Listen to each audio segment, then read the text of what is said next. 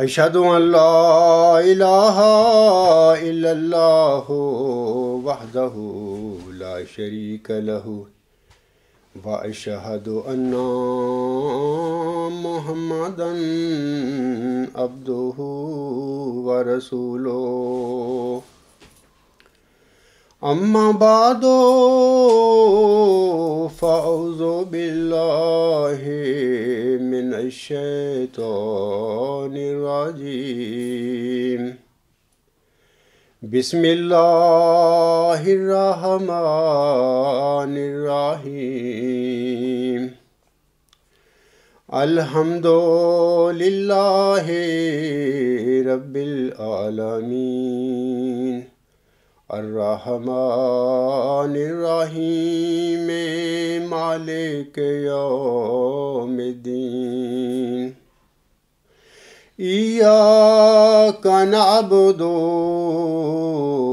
ایاک نستعین اہدنا الصراط المستقیم صراط الذین انعمت علیہم صراط الذین انعمت علیہم غیر المغضوب علیہم ولا الضالین ہنالک دعا زکریا ربہ قال رب هب لي من لدنك ذرية طيبة إنك سميع الدعاء فنادته الملائكة وهو قائم يصلي في المحراب أن الله يبشرك بيحيى مصدقا بكلمات من الله وسيدا وحسورا ونبيا من الصالحين۔ یہ سورۃ آل عمران کی آیت نمبر 39 اور 40 ہے۔ اس میں اللہ تعالیٰ فرماتا ہے، اس موقع پر زکریا نے اپنے رب سے دعا کی، اے میرے رب مجھے اپنی جناب سے پاکیزہ ذریت عطا کر، یقیناً تو بہت سننے والا ہے۔ پس فرشتوں نے اسے آواز دی جب کہ وہ محراب میں کھڑا عبادت کر رہا تھا کہ اللہ تجھے یحییٰ کی خوشخبری دیتا ہے جو اللہ کے ایک عظیم کلمہ کی تصدیق کرنے والا ہوگا، اور وہ سردار اور اپنے نفس کی پوری حفاظت کرنے والا اور صالحین میں سے ایک نبی ہوگا۔ جماعت احمدیہ اصلاح پسند کے ایک بزرگ ممبر جناب ڈاکٹر عبدالغنی صاحب نے سورۃ آل عمران کی انہی آیات یعنی آیت نمبر 39 اور 40 کے حوالے سے اپنی ایک طویل ای میل میں خاکسار سے ایک دو سوال پوچھے ہیں۔ ڈاکٹر صاحب کی ای میل انگریزی میں ہے اور اس کا ترجمہ جو میں سمجھا ہوں کچھ اس طرح ہے۔ آپ فرماتے ہیں، حضرت زکریا علیہ السلام کی دعا کے نتیجہ میں آپ علیہ السلام کو یحییٰ کی بشارت دی گئی جو اللہ کے ایک عظیم کلمہ کی تصدیق کرنے والا اور سردار اور اپنے نفس کی حفاظت کرنے والا اور صالحین میں سے ایک نبی ہوگا۔ اسی طرح حضرت مجدد الف ثانی رحمہ اللہ تعالیٰ کی خواب میں آپ کو بشارت دی گئی کہ انا نبشروک بغلام اسمہ یحییٰ، اور پھر بشارت کے بعد حضرت مجدد الف ثانی کے گھر میں لڑکا پیدا ہوا اور آپ نے اس کا نام یحییٰ رکھا۔ آپ فرماتے ہیں آگے، اسی طرح 6-7 نومبر 1907 کو حضرت مرزا غلام محمد علیہ السلام کو الہام ہوا تھا کہ سا احاب لا کا غلام زکیہ رب حبلی ذریات طیبہ انا نبشرو کا بے غلام نسمہ یحییٰ، میں ایک ذکی غلام کی بشارت دیتا ہوں، اے میرے خدا پاک اولاد مجھے بخش، میں تجھے ایک غلام کی بشارت دیتا ہوں جس کا نام یحییٰ ہے۔ خاکسار سے سوال کیا گیا ہے کہ اللہ تعالیٰ نے حضرت زکریہ علیہ السلام کو ایک لڑکا دیا اور اللہ تعالیٰ کے فرمان کے مطابق اس کا نام یحییٰ رکھا گیا۔ اسی طرح حضرت مسیح موعود علیہ السلام کو بھی 6-7 نومبر 1907 کے الہام میں ایک لڑکے کی بشارت دی گئی تھی اور اس کا نام بھی اللہ تعالیٰ نے یحییٰ رکھا تھا، اور اس یحییٰ نے بعد ازاں حضور علیہ السلام کی جماعت میں ظاہر ہونا تھا۔ ڈاکٹر عبدالغنی صاحب خاکسار سے پوچھتے ہیں کہ میری معلومات میں اضافہ کے لیے کیا آپ مجھے بتائیں گے کہ اس نام یعنی یحییٰ کی حضرت مسیح موعود علیہ السلام کو بشارت کیوں ہوئی تھی، جبکہ حضرت زکریہ علیہ السلام اور حضرت مجدد الفسانی رحمہ اللہ تعالیٰ صاحب کے الہامات کے مطابق ان کے گھروں میں پیدا ہونے والے لڑکوں کے نام یحییٰ رکھے گئے تھے۔ حضرت زکریہ علیہ السلام نے اللہ تعالیٰ کے حضور پاکیزہ ذریت کے لیے دعا کی تھی۔ حضرت مجدد الفسانی نے بھی اللہ تعالیٰ کے حضور ایک پاک لڑکے کی دعا کی تھی۔ اسی طرح حضرت مسیح موعود علیہ السلام نے بھی ایک ذکی غلام کے لیے دعا کی تھی جو نشان رحمت اور مسیل مبارک احمد بھی تھا۔ ان سب کی دعائیں قبول کی گئیں اور ان کے گھروں میں پیدا ہونے والے لڑکوں کے نام یحییٰ رکھے گئے۔ ڈاکٹر عبدالغنی صاحب اس عاجز سے سوال کرتے ہیں کہ مجھے سمجھ نہیں آ رہی کہ حضور علیہ السلام کے الہامات کے مطابق آپ علیہ السلام کی دعاؤں کے جواب میں آپ کے یعنی خاکسار یعنی اس عاجز کے والدین نے آپ کا نام یحییٰ اور بشیر کیوں نہیں رکھا۔ میں ان وجوہات کو جاننا چاہتا ہوں کہ اللہ تعالیٰ کے وعدہ کے پورا ہونے میں یہ فرق یعنی ڈسپیرٹی کیوں ہے۔ ذکی غلام کا نام یحییٰ اور بشیر ہونا چاہیے تھا جس کو حضور علیہ السلام نے مسلم موعود قرار دیا تھا۔ اگر آپ کے نیک اور متقی والدین کو بذریعہ الہام آپ کے یحییٰ ہونے کی خبر مل جاتی تو یہ معاملہ ہمیشہ کے لیے حل ہو جاتا۔ سامعین کرام، یہ جناب ڈاکٹر عبدالغنی صاحب کی ای میل تھی، انگریزی میں ای میل ہے، میں نے اس کا اردو ترجمہ آپ لوگوں کو پڑھ کر سنایا ہے۔ سامعین کرام، جس طرح محترم ڈاکٹر عبدالغنی صاحب نے کہا ہے یہ بات بالکل ٹھیک ہے کہ حضرت زکریہ علیہ السلام نے بڑھاپے میں دعا کی اللہ تعالیٰ کی حضور ایک وارث کے لیے، جیسا کہ اللہ تعالیٰ سورۃ مریم کی آیات 6 اور 7 میں فرماتا ہے، وَإِنِّي خِفْتُ الْمَوَالِيَ مِنْ وَرَائِي وَكَانَتِ امْرَأَتِي عَاقِرًا فَهَبْ لِي مِنْ لَدُنْكَ وَلِيًّا يَرِثُنِي وَيَرِثُ مِنْ آلِ يَعْقُوبَ وَاجْعَلْهُ رَبِّ رَضِيًّا۔ اللہ تعالیٰ فرماتا ہے اور میں یقیناً حضرت زکریا علیہ السلام اللہ تعالیٰ سے عرض کرتے ہیں اور میں یقیناً اپنے بعد اپنے شرکا سے ڈرتا ہوں، جبکہ میری بیوی بھی بانجھ ہے، پس مجھے خود اپنی جناب سے ایک وارث عطا کر جو میرا ورثہ بھی پائے اور آل یعقوب کا ورثہ بھی پائے، اور اے میرے رب اسے بہت پسندیدہ وجود بنانا۔ اللہ تعالیٰ نے حضرت زکریا علیہ السلام کی دعا کے نتیجے میں سامعین کرام جواباً فرمایا، یا زکریا انا نبشروک بغلام اسمہ یحییٰ لم نجعل لہ من قبل سمیہ۔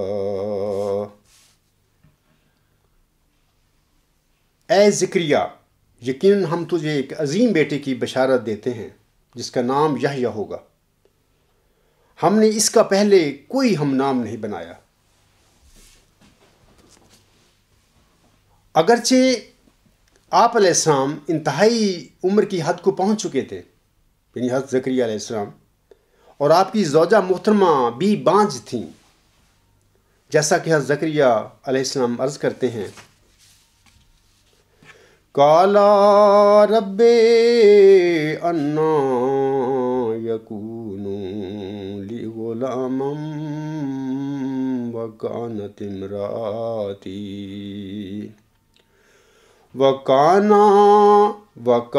امرأتي عاقرا وقد بلغت من الكبر عتيا۔ اس نے کہا، اے میرے رب، میری بیٹا کیسے ہوگا جبکہ میری بیوی بانجھ ہے اور میں بڑھاپے کی انتہائی حد کو پہنچ چکا ہوں۔ یہ گفتگو بتا رہی ہے کہ جب اللہ تعالیٰ نے حضرت زکریا علیہ السلام کو یحییٰ کی بشارت دی تھی تو اس وقت وہ دنیا میں پیدا نہیں ہوا تھا۔ یہ جو حضرت زکریا علیہ السلام فرما رہے ہیں، میں تو بڑھاپے کی انتہائی حد کو پہنچ چکا ہوں اور میری بیوی بھی بانجھ ہے، یہ گفتگو، یہ مکالمہ بتا رہا ہے کہ وہ یحییٰ جب بشارت ہوئی تھی حضرت زکریا علیہ السلام کو، وہ اس وقت پیدا نہیں ہوا تھا۔ لیکن اللہ تعالیٰ نے حضرت زکریا علیہ السلام کو جواباً فرمایا، قَالَ كَذَلِكَ قَالَ رَبُّكَ هُوَ عَلَيَّ هَيِّنٌ وَقَدْ خَلَقْتُكَ من قبل ولم تَكُ شَيْئًا۔ اس نے کہا، اسی طرح تیرے رب نے کہا ہے، یعنی فرشتہ نے کہا نا، تیرے رب نے کہا ہے کہ یہ مجھ پر آسان ہے، اور یقیناً میں تجھے بھی تو پہلے پیدا کر چکا ہوں جبکہ تو کوئی بھی چیز نہیں تھا۔ سامعین کرام، بعد ازاں حضرت زکریا علیہ السلام کے گھر میں اللہ تعالیٰ نے یحییٰ علیہ السلام کو بطور صالح نبی اور بطور ایک سردار کے پیدا فرمایا۔ اسی طرح حضرت مجدد الفسانی رحمہ اللہ تعالیٰ کو بھی خواب میں یہ مبشر الہام ہوتا ہے کہ انا نبشروک بغلام اسمہ یحییٰ، میں تجھے ایک غلام کی بشارت دیتا ہوں جس کا نام یحییٰ ہے۔ اس کا حوالہ جو ہے قادیانی رسالہ کتاب محفوظ صفحہ 4 پر ہے، بحوالہ مکتوبات امام ربانی فارسی جلد دوم صفحہ 136 مطبوعہ دہلی۔ واضح رہے کہ حضرت مجدد الفسانی احمد سرہندی 12ویں صدی ہجری کے ایک عام صدی کے مجدد تھے۔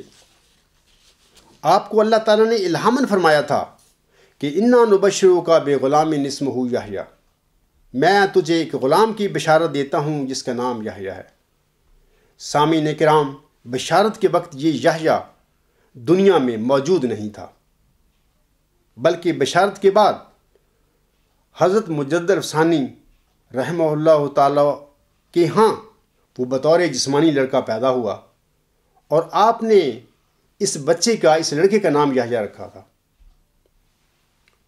حضرت مرزا غلام احمد علیہ السلام امام مہدی و مسیح موعود پر 6/7 نومبر 1907 کو یہ الہام نازل ہوتا ہے، سَأَهَبُ لَكَ غُلَامًا زَكِيًّا رَبِّ هَبْ لِي ذُرِّيَّةً طَيِّبَةً اِنَّا نُبَشِّرُكَ بِغُلَامٍ اسْمُهُ یحییٰ أَلَمْ تَرَ كَيْفَ فَعَلَ رَبُّكَ بِأَصْحَابِ الْفِیلِ۔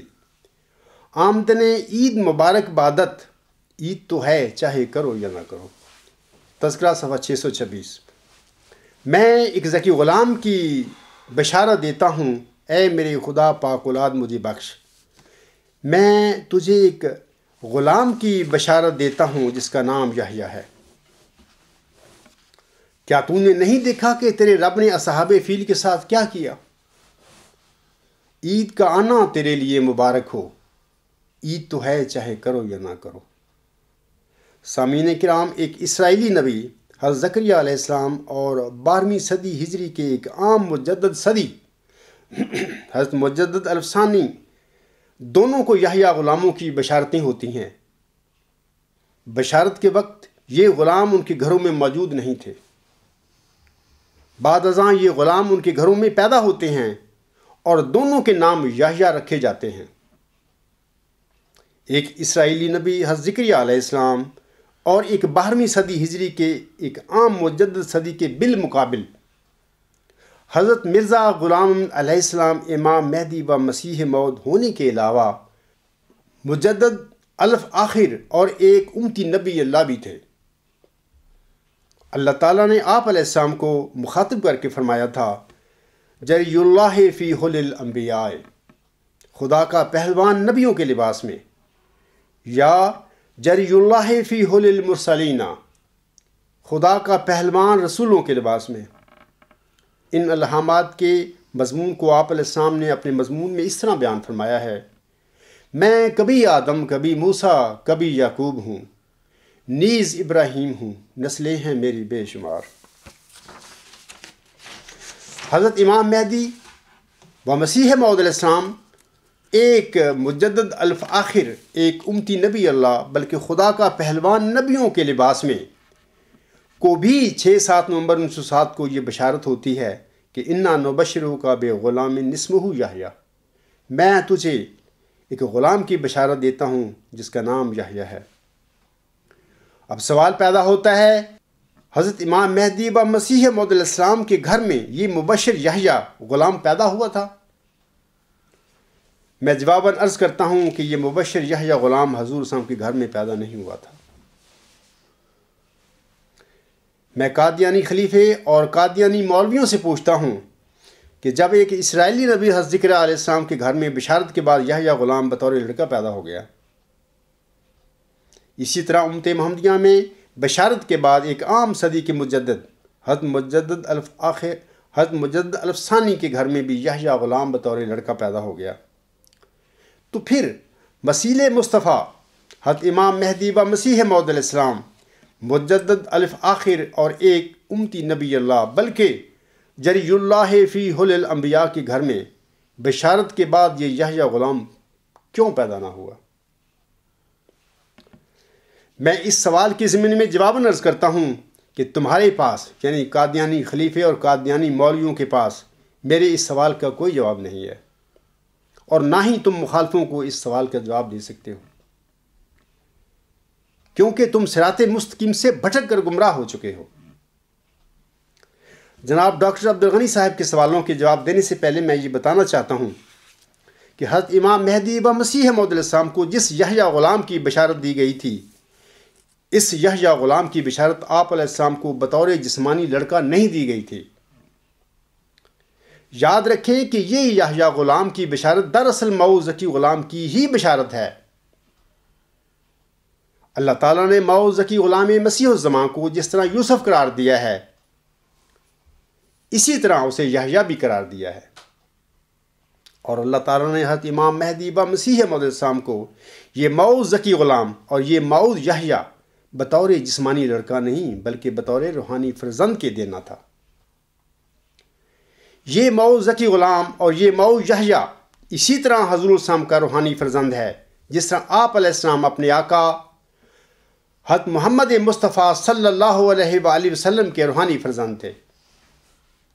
اور اب میں جناب ڈاکٹر عبدالغنی صاحب کے سوالوں کی طرف آتا ہوں۔ پہلا سوال ان کا یہ ہے کہ آپ خاکسار سے پوچھتے ہیں کہ میری معلومات میں اضافے کے لیے کیا آپ بتائیں گے کہ اس نام یعنی یحییٰ کی حضرت مسیح موعود علیہ السلام کو بشارت کیوں ہوئی تھی؟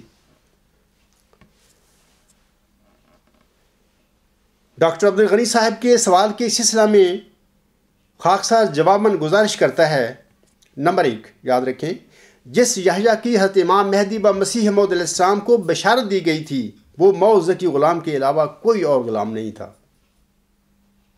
اگر یہ مبشر یحییٰ حضور صلی اللہ علیہ وسلم کا کوئی جسمانی لڑکا ہوتا تو حضرت زکریا علیہ السلام اور حضرت مجدد الف آخر اور حضرت مجدد الف ثانی کہ یحییٰ کی طرح بشارت کے بعد حضور صلی اللہ علیہ وسلم کے گھر میں یہ ضرور پیدا ہوتا،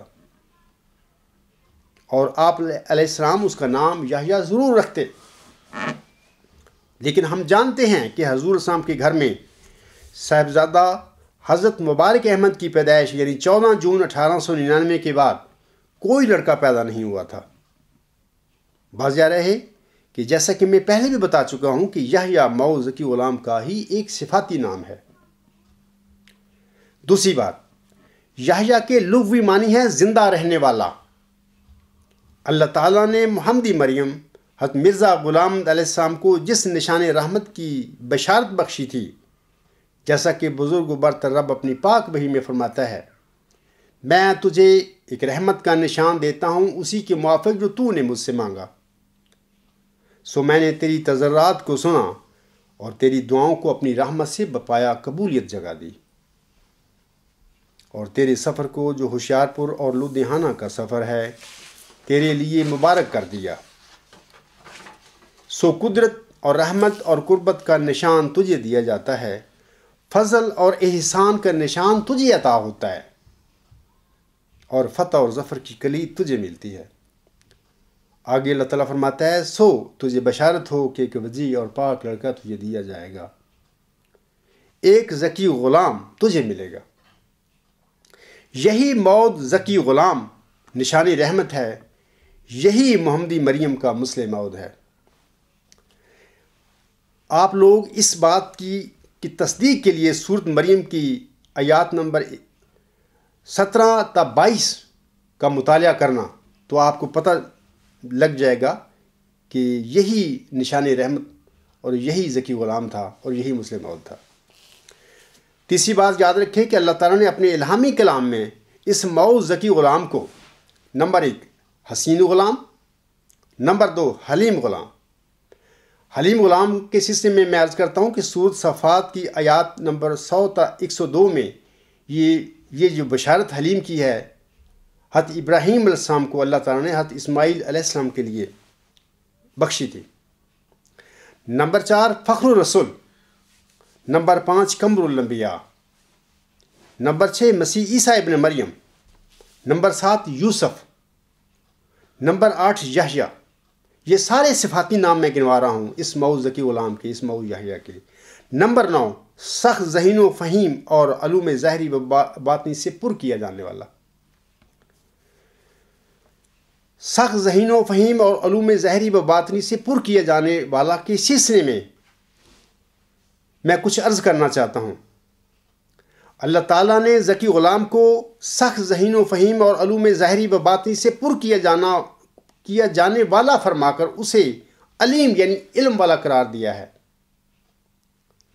ہمیں قرآن کریم خبر دیتا ہے کہ اللہ تعالیٰ نے اپنے برگزیدہ بندے حضرت ابراہیم علیہ السلام کو حضرت اسحاق علیہ السلام کی بشارت علیم غلام کے طور پر دی تھی، اور آپ لوگ سورت الحجر آیت نمبر 54 اور سورت الزاریات آیت نمبر 29 میں اس بات کی تصدیق کر سکتے ہیں۔ اسی طرح ہمیں پتہ ملتا ہے کہ آخری زمانے کے ابراہیم علیہ السلام کو جس سخت ذہین و فہیم اور علوم ظاہری و باطنی سے پر کیا جانے والا کی بشارت دی گئی تھی، وہ علیم ہوتے ہوئے آپ کے لیے حضرت اسحاق کا قائم مقام بھی ہے۔ اب میں آتا ہوں 6-7 نومبر 1907 والے مبشر الہام کی طرف، جس میں اللہ تعالیٰ فرماتا ہے، سَأَحَبُ لَكَ غُلَامًا زَكِيًّا رب حبلی ذریۃ طیبہ انا نبشرک بغلام اسمہ یحییٰ۔ میں ایک ذکی غلام کی بشارت دیتا ہوں، اے میرے خدا پاک اولاد مجھے بخش، میں تجھے ایک غلام کی بشارت دیتا ہوں جس کا نام یحییٰ ہے۔ سامعین کرام، یحییٰ کے لغوی معنی ہیں زندہ رہنے والا۔ واضح رہے کہ 20 فروری 1886 کے اشتہار میں مندرج الہامی پیشگوئی میں بشارت دیے گئے مؤ ذکی غلام کو سخت ذہین و فہیم اور علوم ظاہری و باطنی سے پر کیے جانا والا بتایا گیا ہے، جبکہ 6-7 نومبر 1907 کو نازل ہونے والے آخری مبشر الہام میں اسی ذکی غلام کو یحییٰ کے نام سے پکارا گیا ہے۔ دراصل یہ ایک ہی علامت کو مختلف الفاظ میں بیان فرمایا گیا ہے۔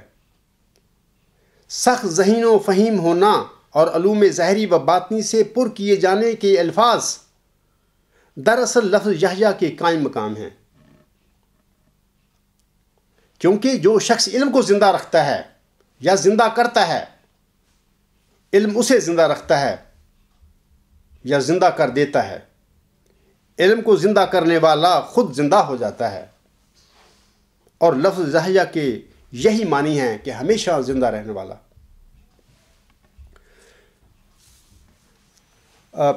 کچھ دنوں پہلے مربی ایک سلسلہ احمدیہ کے، انہوں نے مجھے فون کیا میرے مقام و مرتبہ کے متعلق۔ وہ پوچھنے لگ گیا کہ آپ نبی ہیں وغیرہ وغیرہ، اس قسم کے سوال انہوں نے کیے۔ تو میں اس مربی صاحب کو جواباً عرض کرتا ہوں کہ اللہ تعالیٰ نے حضرت امام مہدی و مسیح موعود علیہ السلام کو الہاماً فرمایا تھا، جری اللہ فی حل الانبیاء، خدا کا پہلوان نبیوں کے لباس میں۔ اسی طرح بین ہی جری اللہ فی حل الانبیاء کا یہ موعظہ غلام بھی آپ علیہ السلام کے مبشر الہامات کی روشنی میں نبیوں کے لباس میں نازل ہوا ہے۔ دوسرا سوال ڈاکٹر صاحب کا یہ ہے کہ وہ فرماتے ہیں اس حادثے سے کہ مجھے سمجھ نہیں آ رہی کہ حضور علیہ السلام کے الہامات کے مطابق آپ علیہ السلام کی دعاؤں کے جواب میں آپ کے یعنی خاکسار کے والدین نے آپ کا نام یحییٰ اور بشیر کیوں نہ رکھا۔ میں ان وجوہات کو جاننا چاہتا ہوں کہ اللہ تعالیٰ کے وعدہ کے پورے ہونے میں یہ فرق یعنی ڈسپیرٹی کیوں ہے۔ ذکی غلام کا نام یحییٰ اور بشیر ہونا چاہیے تھا، جس کو حضور السلام نے مسلم موعود قرار دیا تھا۔ اگر آپ کے نیک اور متقی والدین کو بذریعہ الہام آپ کے یحییٰ ہونے کی خبر مل جاتی تو یہ معاملہ ہمیشہ ہمیشہ کے لیے حل ہو جاتا۔ ڈاکٹر صاحب کے سوال کے سلسلے میں خاکسار جواباً گزارش کرتا ہے کہ پیش گوئیوں کے سلسلے میں ایسا نہیں ہوا کرتا۔ اس دنیا میں سب سے بڑے بزرگ انسان اور سب سے بڑے نبی حضرت خاتم الانبیاء حضرت محمد مصطفیٰ صلی اللہ علیہ وآلہ وسلم ہیں۔ ان کے متعلق جو پیشگوئی توریت میں بیان فرمائی گئی ہے، اس کو بھی اس رنگ میں بیان فرمایا گیا تھا کہ ڈھونڈنے والے اس کو ڈھونڈے متقی، اور متقیوں کو وہ مل بھی گیا تھا۔ اگر کسی انسان کے متعلق یہ ضروری ہوتا کہ اللہ تعالیٰ اس کی پیشگوئی کو بالکل صاف صاف دنیا میں نازل فرماتا تاکہ کروڑہا لوگ جو عیسائی اور یہودی ہیں اس کا انکار کر کے جہنم رسید نہ ہوتے، تو وہ یہ حضرت محمد مصطفیٰ صلی اللہ علیہ وسلم کا پاک اور مبارک وجود تھا۔ جب ان کے لیے پیشگوئی جو توریت میں اللہ تعالیٰ نے بیان فرمائی حضرت موسیٰ علیہ السلام کو، اس میں بھی ایک ابتلا تھا، اور 15 صدی پہلے مکہ میں متقی اور سہلے لوگوں نے اس نبی کو پھر ڈھونڈا اور ان کو مل بھی گیا۔ جو سچے لوگ تھے، ایمان والے تھے، ان ڈھونڈنے والوں کو مل گیا، لیکن جو نام کے لوگ تھے اور مذہبی لوگ تھے یا دنیا پرست لوگ تھے، ان کو وہ وجود نہ ملا۔ وہ ساری زندگی اس کا مقابلہ اور اس پر اس کی تکذیب کرتے رہے اور اس کے مخالف رہے۔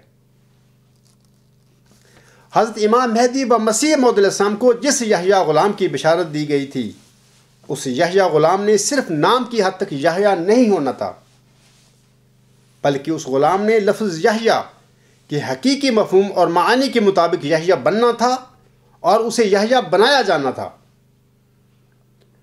جماعت احمدیہ میں اگر کسی لڑکے کے والدین اس کا نام یحییٰ رکھ دیتے، بے شک اس کے والدین نے الہام پا کر ہی یہ نام رکھا ہوتا، تب بھی صرف نام رکھے جانے کی وجہ سے کوئی یحییٰ نامی احمدی امام مہدی و مسیح موعود علیہ السلام کے مبشر یحییٰ نامی غلام سے متعلقہ الہامی بشارت کا مصداق نہیں ہو سکتا،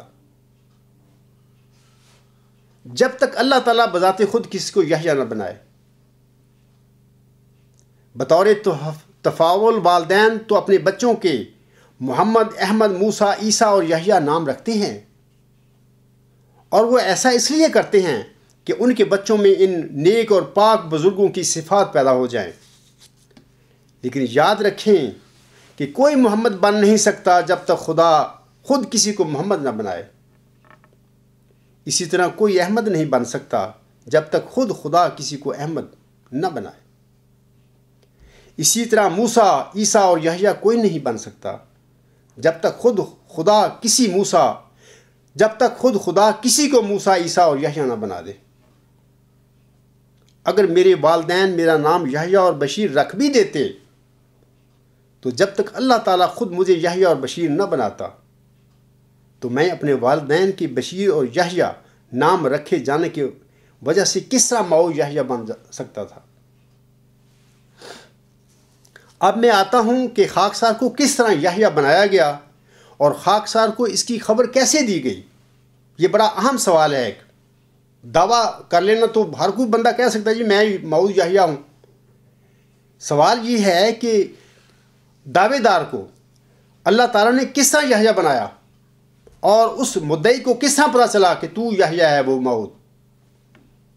اس سلسلے میں میں چند باتیں آپ لوگوں کے آگے بیان کرنا چاہتا ہوں. واضح رہے سامعین کرام کہ میں نے خلیفہ ثالث کے بہت سارے خطبات سنے ہوئے تھے. آپ نے اپنے خطبات میں بہت دفعہ کہا تھا کہ کوئی بھی ذہین احمدی بچہ مالی مشکلات کی وجہ سے ضائع نہیں ہونے دیا جائے گا. اس مشکل وقت میں یعنی ایم اے کے کرنے کے بعد نا جب میں نے کر لیا، اس مشکل وقت میں مجھے جناب مرزا طاہر احمد کا وہ وعدہ یاد آ گیا جو آپ نے کسی زمانے میں میرے ساتھ کیا تھا. اس وعدہ کی تفصیل میری کتاب غلام مسیح الزمان کے مقدمے میں موجود ہے. جو لوگ پڑھنا چاہیں تفصیل سے وہ وہاں سے پڑھ سکتے ہیں. اکتوبر 1983 کے شروع میں خاکسار نے خط لکھ انہیں ان کا یہ وعدہ یاد دلایا تھا. خلیفہ رابع صاحب نے میرے خط کا جو جواب دیا وہ بڑا میرے لیے کافی عجیب اور مایوس کن تھا. انہوں نے میری درخواست کو نہ ہی منظور کیا اور نہ ہی رد کیا. بڑا سیاسی قسم کا جواب تھا. بہرحال خلیفہ رابع صاحب کے جواب نے مجھے انتہائی مایوس اور افسردہ کر دیا. مجھ پر غموں اور مایوسیوں کا پہاڑ آن گرا. میں سوچ بھی نہیں سکتا تھا کہ میری زندگی میں ایسا بھی لمحہ میری زندگی میں آ سکتا ہے. میرا دل ٹوٹ گیا اور وہ وعدہ جسے میں عرصہ دراز سے بت منا کر پوجتا پھر رہا تھا وہ چور چور ہو گیا. اب میں اس لمحے کی طرف بڑھ رہا تھا اس وقت جس کے متعلق جناب مرزا طاہر احمد صاحب نے بذات خود فرمایا تھا، آہے مومن سے ٹکرا کے طوفان کا رخ پلٹ جائے گا، رت بدل جائے گی. بعض اوقات سامعین کرام زندگی کے حوادث کس طرح انسانی زندگی کا رخ موڑ دیتے ہیں اور بظاہر دل شکنی، مایوسی، ناکامی اور ابتلا اپنے اندر کس قدر بہتری اور رحمت کا پیغام لاتا ہے، انسان اس کا تصور نہیں کر سکتا. اگر خلیفہ رابع صاحب اپنے وعدہ کے مطابق مجھے وظیفہ یا قرض حسنہ دے دیتے اور میرا دل نہ ٹوٹتا تو زیادہ سے زیادہ کسی غیر ملکی یونیورسٹی سے اعلیٰ تعلیم حاصل کر کے میں کسی کالج یا یونیورسٹی میں بطور پروفیسر تعینات ہو کر اپنی عملی زندگی کا آغاز کر دیتا.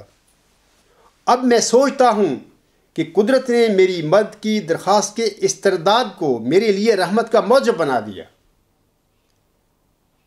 جس ناکامی نے مجھے بظاہر غم زدہ کیا اسی ناکامی میں میری کامیابی پوشیدہ تھی. جب ایک ٹوٹے ہوئے دل سے دعا نکلتی ہے تو ہمارا مالک اور پیدا کرنے والا کسی مضطرب کی دعا کو کس طرح اور کس جلدی سے شرف قبولیت بخشتا ہے، مجھے اس کا علم نہیں تھا. اسی ضمن میں اللہ تعالیٰ فرماتا ہے امن یجیب المسترا اذا دعا ویکشف السوء ویجعلکم خلفاء الارض الہ مع اللہ قلیل ما تذکرون. یہ سورۃ النمل کی آیت نمبر 63 ہے. اس میں اللہ تعالیٰ فرماتا ہے یا پھر وہ کون ہے جو بے قرار کی دعا قبول کرتا ہے جب وہ اسے پکارے اور تکلیف دور کر دیتا ہے اور تمہیں زمین کے وارث بناتا ہے. کیا اللہ کے ساتھ کوئی اور معبود ہے؟ بہت کم ہیں جو نصیحت پکڑتے ہیں۔ اسی ضمن میں میاں محمد بخش رحمۃ اللہ علیہ جو ایک عارف باللہ تھے فرماتے ہیں، مسجد ڈھا دے مندر ڈھا دے جو کچھ ڈھیندا، ایک بندیاں دا دل نہ ڈھائیں رب دلاں وچ رہندا۔ نومبر 1983 کے شروع میں خاکسار اسی غم زدہ حالت میں ربوہ سے واپس لاہور چلا آیا۔ اللہ تعالیٰ نے مجھے تسلی دی اور اپنی رحمت کی چادر میں مجھے لپیٹ لیا۔ اسی بے کسی اور بے قراری کی حالت میں اللہ تعالیٰ نے اپنی رحمت کا کھلا کھلا اظہار مجھ پر فرمایا، اور اس کا کھلا کھلا پیار میرے شامل حال ہو گیا۔ مثل مشہور ہے کہ رحمت حق بہانہ جوید، رحمت حق بہانہ می جوید۔ مطلب یہ کہ اللہ تعالیٰ کی رحمت بہانہ تلاش کرتی ہے۔ میرے لیے یہ بہانہ کیسے بنا؟ سنیے، یہ واقعہ کچھ اس طرح ہے۔ ان دنوں لاہور میں احمدی طلباء کی ایک ٹیلنٹ کلب ہوا کرتی تھی۔ خاکسار بھی اس کا ممبر تھا۔ کلب کے ماہانہ اجلاس میں کسی ممبر نے اپنے مضمون یعنی سبجیکٹ میں سے کوئی موضوع لے کر اس پر قرآن کریم کی روشنی میں لیکچر دینا ہوتا تھا۔ اسی مایوسی اور غم کی حالت میں جب میں ربوہ سے لاہور واپس آیا تو ٹیلنٹ کلب کے منتظم نے مجھے ماہ دسمبر کے اجلاس میں لیکچر دینے کے لیے کہا۔ میں نے حامی بھر لی۔ میں نے ان دنوں سقراطی تصور نیکی علم ہے پر غور و فکر شروع کر رکھا تھا۔ میرا خیال تھا کہ میں اسی نظریے کے متعلق ماہانہ اجلاس میں لیکچر بھی دے دوں گا اور ایک ریسرچ پیپر میں اس کے متعلق لکھ لوں گا۔ سامعین کرام، جس سقراطی نظریہ کے آگے ہزاروں سال دنیا کے دانا اور حکیم بے بس چلے آ رہے تھے، ایک ایسا طالب علم جو فلسفہ کی الف بھی نہیں جانتا تھا، اس نے اسے بہت معمولی اور آسان لیا، یعنی اس عاجز نے۔ میری یہ عجیب سادگی تھی۔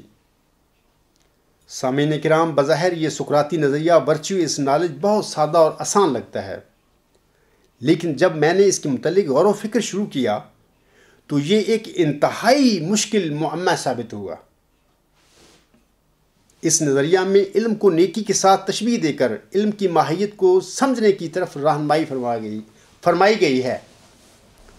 اب سوال یہ تھا کہ جب تک ہمیں نیکی کی ماہیت ایسنس آف ورچو کا پتہ نہیں چلتا، اس وقت تک ہم علم کو نہیں جان سکتے، کیونکہ اس نظریہ کے مطابق نیکی اور علم ایک ہی وجود کے دو نام ہیں۔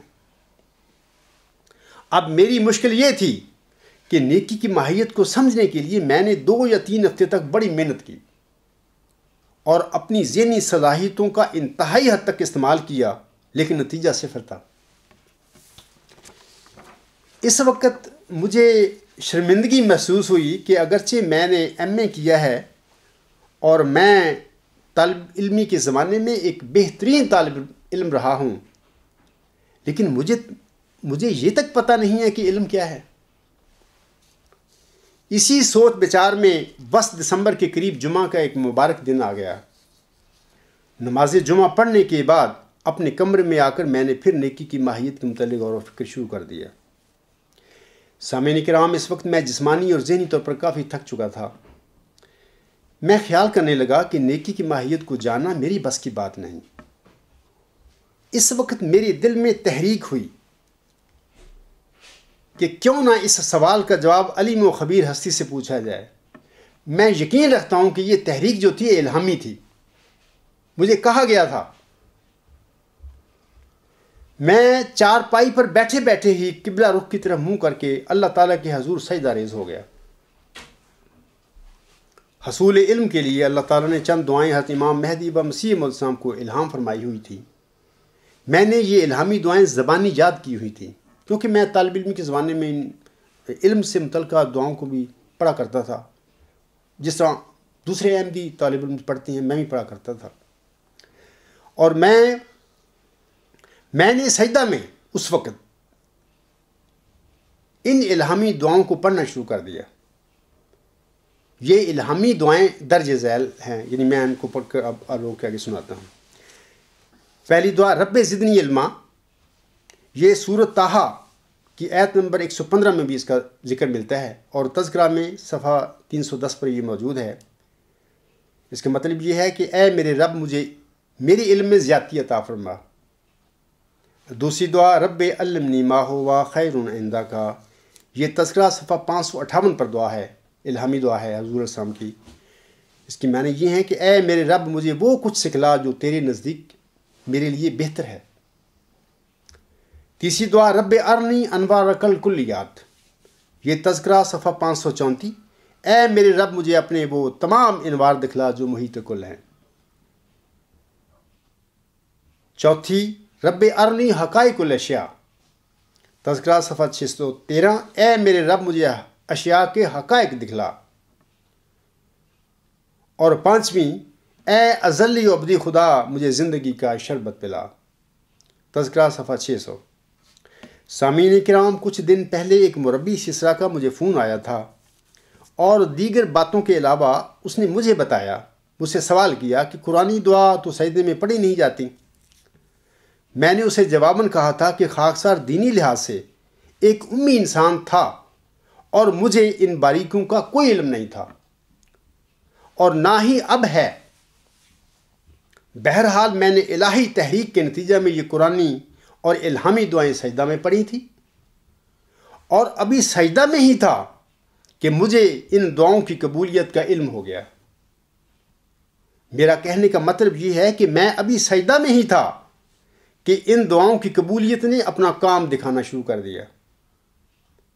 ہو سکتا ہے مولویوں کی یہ دعائیں قبول نہ ہوتی ہوں سجدوں میں، لیکن میری یہ دعائیں فوراً سنی گئیں، اور ان کی قبولیت کا اس عاجز پر سجدے میں ہی اثر شروع ہو گیا۔ اور اب میں جو کچھ بھی ہوں سامعین کرام، یہ سب انہی دعاؤں کی قبولیت کا نتیجہ ہے۔ اے قادیانی مولویو، تمہارے دلوں میں کھوٹ ہے، کاش تم میں تقویٰ ہوتا اور تم حضرت امام مہدی و مسیح موعود السلام پر دل سے ایمان لائے ہوتے۔ فَتَدَبَّرُوا أَيُّهَا الْعَاقِلُونَ، حضور علیہ السلام کی ان الہامی دعاؤں کو میں سجدہ میں تقریباً 8 سے 10 منٹ تک پڑھتا رہا۔ اس حالت میں نہ صرف مجھے احساس ہوا بلکہ یقین بھی ہو گیا کہ اللہ تعالیٰ نے میری یہ دعائیں سن لی ہیں، اور سجدے میں ہی نیکی کی ماہیت کے متعلق بہت سارا علم میرے دل و دماغ میں سرایت کر گیا، اور میری کایا پلٹ دی گئی۔ حضرت امام مہدی و مسیح موعود علیہ السلام نے اپنی کتب میں لکھا ہے کہ مجھے اللہ تعالیٰ نے ایک ہی رات میں 40,000 عربی مصادر سکھا دیے تھے۔ علم و حکمت اور علم و عرفان کی دنیا میں سامعین کرام، اس عجز کے ساتھ بھی حضور علیہ السلام سے ملتا جلتا ایسا ہی یہ واقعہ ہوا تھا۔ سجدہ سے اٹھنے کے بعد میں بہت خوش تھا، اور میری تمام جسمانی اور ذہنی تھکاوٹ دور ہو چکی تھی۔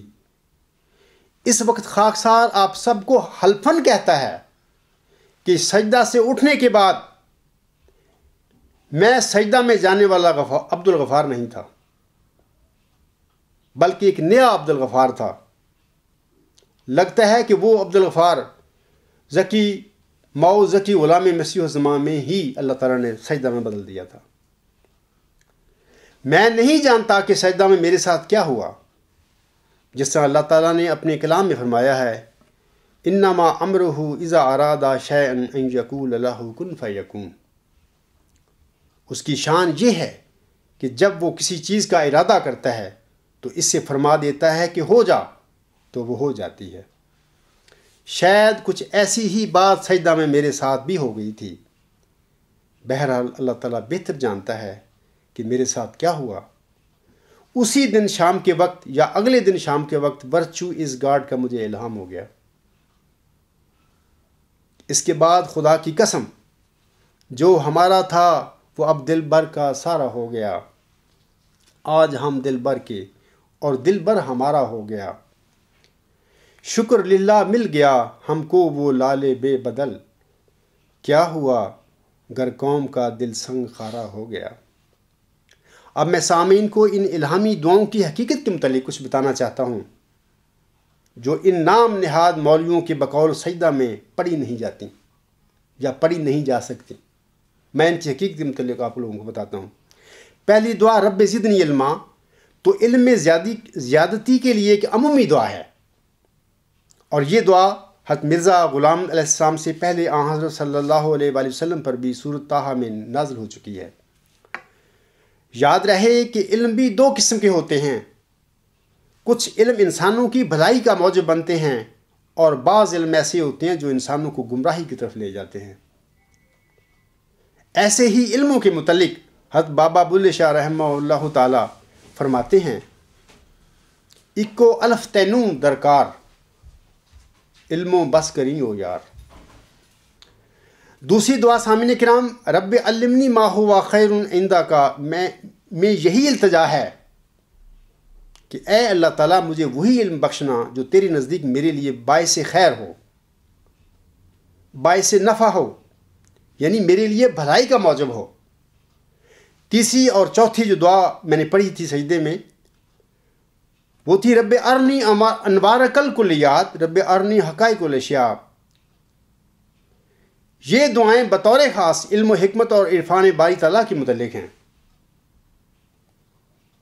ایسا عرفان باری تعالیٰ جو علمی رنگ میں ہو۔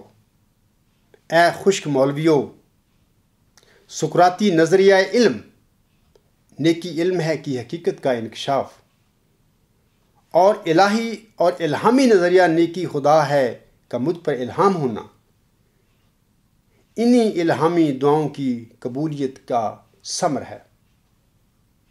حصول علم کے متعلق پانچویں دعا، اے ازلی و ابدی خدا مجھے زندگی کا شربت پلا۔ خاکسار نے یہ دعا پڑھی تھی سجدہ میں۔ اللہ تعالیٰ نے مجھے پہلے ہی یاد کروا دی تھی اس واقعہ سے پہلے، اور یہ دعا پھر میں نے اس مبارک سجدہ میں دارالحمد میں لاہور میں یہ پڑھی بھی تھی۔ سجدہ سے اٹھنے کے بعد اللہ تعالیٰ نے اس عاجز پر انکشاف فرمایا کہ ضرور تھا کہ وہ زندگی کا شربت پلانے کی یہ الہامی دعا اس انسان کو یاد بھی کرواتا اور اس سے اپنے حضور میں منگواتا بھی جسے اس نے ماؤ ذکی غلام مسیح و زماں یعنی مسلم موعود بنانا تھا۔ اس کی وجہ یہ ہے کہ اللہ تعالیٰ نے 6-7 نومبر 1907 کو حضرت امام مہدی و مسیح موعود علیہ السلام پر ذکی غلام کے متعلق جو آخری مبشر الہام نازل فرمایا تھا، یہ مبشر الہام کچھ اس طرح تھا، سا احب لاکا غلامن ذکیہ رب حبلی ذریات طیبہ انا نبشروکا بغلام اسمہ یحییٰ علم تر کیف فعل ربک باصحاب الفیل۔ آمدن عید مبارک بادت، عید تو ہے چاہے کرو یا نہ کرو۔ تذکرہ صفحہ 626۔ میں ایک ذکی غلام کی بشارت دیتا ہوں، اے میرے خدا پاک اولاد مجھے بخش، میں تجھے ایک غلام کی بشارت دیتا ہوں جس کا نام یحییٰ ہے۔ کیا تو نے نہیں دیکھا کہ تیرے رب نے اصحاب فیل کے ساتھ کیا کیا؟ یہ سامعین کرام، یہ اصحاب فیل کون ہیں؟ یہ وہی بلائے دمشق ہے جس کے چنگل میں آج تم سب پھنسے ہوئے ہو،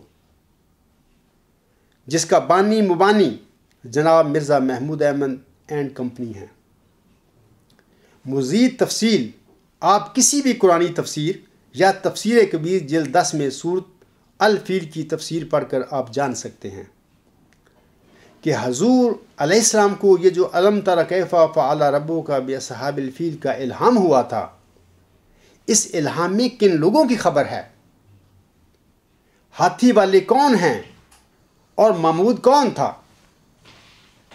ذکی غلام کے متعلق اسی آخری مبشر الہام میں اللہ تعالیٰ نے حضور السلام کو ایک ایسے غلام کی بشارت بخشی تھی جسے اللہ تعالیٰ نے یحییٰ کا نام دیا ہے۔ یہ یاد رکھیں کہ حضور السلام کا یہ موعود یحییٰ کوئی الگ غلام نہیں ہے، جیسا کہ میں پہلے بھی بتا چکا ہوں، بلکہ یہ وہی ذکی غلام ہے۔ یحییٰ کے لغوی معنی زندہ رہنے والے کے ہوتے ہیں۔ خاکسار نے حضور اسلام کی یہ الہامی دعا جو سجدہ میں پڑھی تھی کہ اے ازلی ابدی خدا مجھے زندگی کا شربت پلا، مبارک سجدہ میں یہ دعا پڑھنے کے بعد اللہ تعالیٰ نے مجھ پر یہ انکشاف فرمایا تھا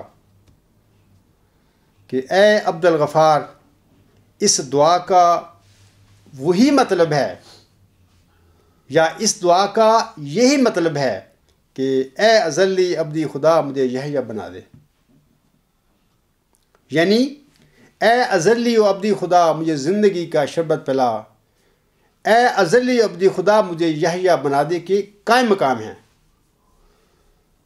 ذکی غلام سے متعلق یہ آخری الہام بتا رہا ہے کہ جس انسان کو اللہ تعالیٰ نے حضور اسلام کا موعود ذکی غلام بنانا تھا، اسے پہلے یحییٰ بننے کی دعا بھی سکھانی تھی اللہ نے، اور پھر یہ دعا اس سے اپنے حضور منگوانی بھی تھی۔ الحمدللہ یہ دعا اللہ تعالیٰ نے مجھے سکھائی بھی، اور پھر اپنے حضور ایک مبارک سجدہ میں مجھ سے منگوا کر مجھے یحییٰ بھی بنایا ہے۔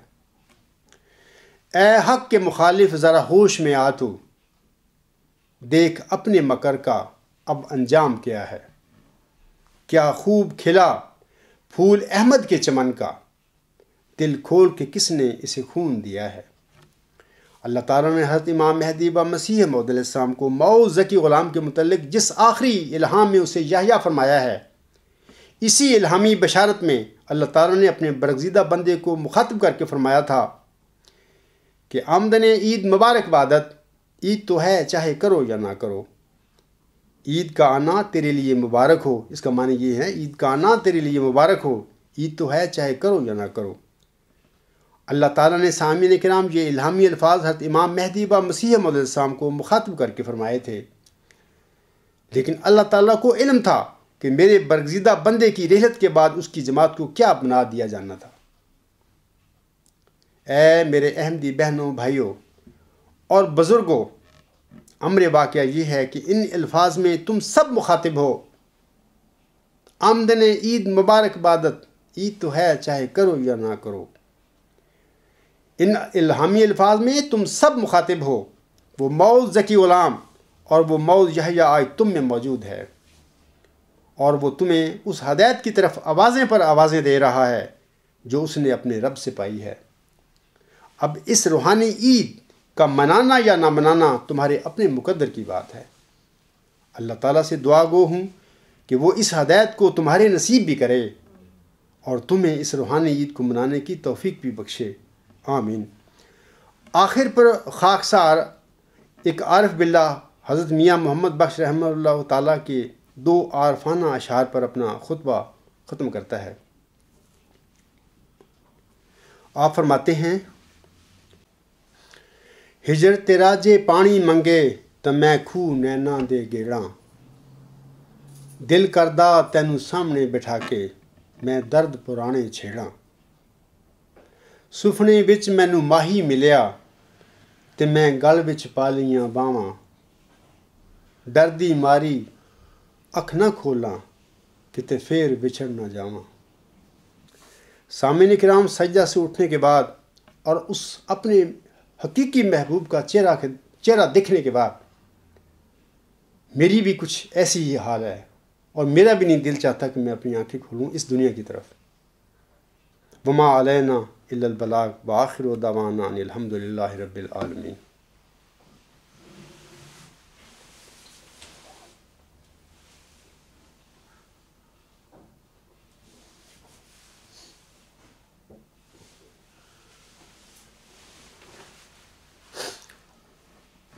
الحمد للہ نحمدہ ونستعینہ ونستغفرہ ونؤمن بہ ونتوکل علیہ ونعوذ باللہ من شرور انفسنا ومن سیئات اعمالنا، من یہدہ اللہ فلا مضل لہ ومن یضللہ فلا ہادی لہ، ونشہد ان لا الہ الا اللہ ونشهد أن محمدا عبده ورسوله عباد الله رحمكم الله إن الله يأمر بالعدل والإحسان